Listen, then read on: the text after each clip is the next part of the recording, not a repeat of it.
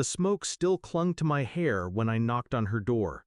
My clothes reeked of ash, my hands blistered, and the only thing I had left was the key ring in my pocket. Keys to doors that no longer existed. She opened it halfway, looked me up and down, and sighed. "This isn't a shelter." 7 words. Cold, sharp, final. I stood there, waiting for her to take it back, to open her arms, to remember I was her daughter. But she didn't. She closed the door. For 5 years I carried them. Rent, utilities, groceries, car payments, medical bills. Over $200,000 drained from my account into theirs. At first I gave out of love. My father was gone, and my mother was drowning. I wanted to be her lifeline. I wanted to believe family meant something. I covered my brother's tuition. I paid for the roof over their heads. I bought the food on my table. Every thank you felt rehearsed. Every hug an obligation. But I ignored the hollowness. I told myself it was worth it. Then came the fire. One spark, and everything I built for myself turned to smoke. My apartment gone, my savings strained, my future uncertain. And when I turned to them, the family I had carried, they turned me away. That was the betrayal. Not the money, not the years. The moment my mother looked at me and chose to treat me like a stranger on her porch. I didn't scream. I didn't beg. I walked away. And by the time I reached the sidewalk, my decision was already made. No more. I would cut every cent. It wasn't impulsive, it was surgical. I canceled the auto payments that night. The rent transfer that landed on the first of every month, gone. The tuition account I had been funding, drained. The grocery cards I preloaded every week, shut down.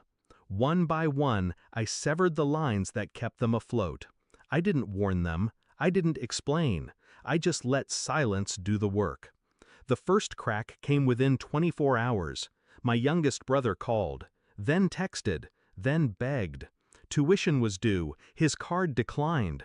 Then the lights went out in their house. The electric bill had been mine. Groceries stopped arriving. The fridge went empty. I watched it unfold like a slow-motion collapse.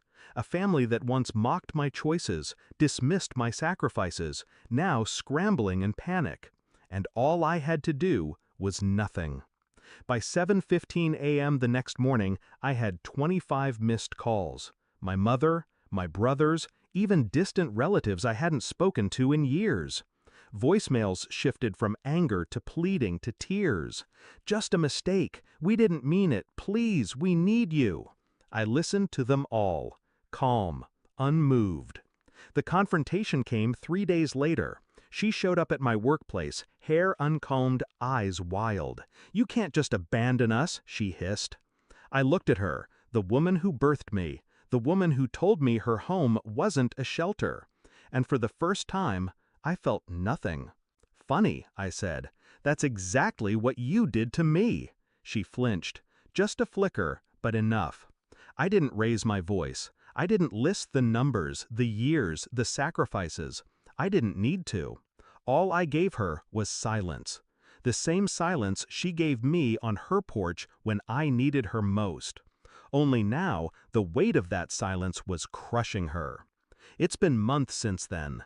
They've sold off furniture, borrowed from relatives. My brothers took jobs they once sneered at. My mother still leaves voicemails, her voice smaller each time.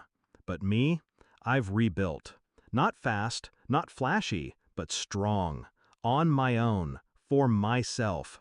And here's the truth I've learned. Family isn't defined by blood. It's defined by who stands at your door when your world is in flames. They closed theirs, so I closed my wallet. Do I regret it?